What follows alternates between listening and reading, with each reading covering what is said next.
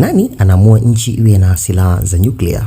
Swali la nani anaamua nchi iwe na silaha za nyuklia, nani asiwe nazo, limekuwa mjadala mkubwa katika siasa za kimataifa miongo kadhaa. Ingawa hakuna chombo kimoja duniani kinachotoa ruhusa cha moja kwa moja nchi kuwa na silaha hizo, mfumo wa mikataba ya kimataifa na ushawishi wa mataifa makubwa umeunda utaratibu unaodhibiti swala hilo.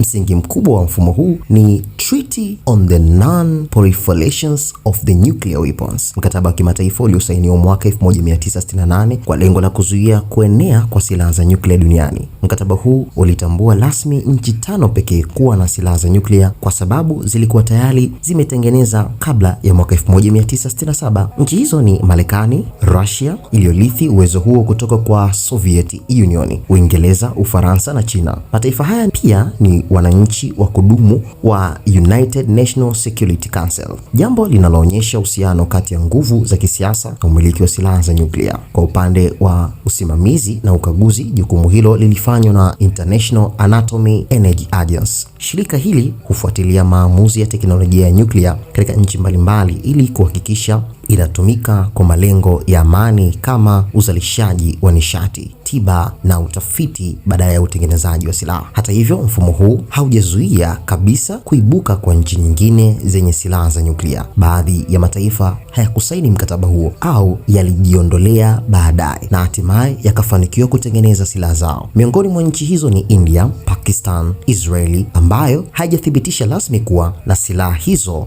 na North Korea ambayo ilijiondoa katika mkataba huo mwaka 2003.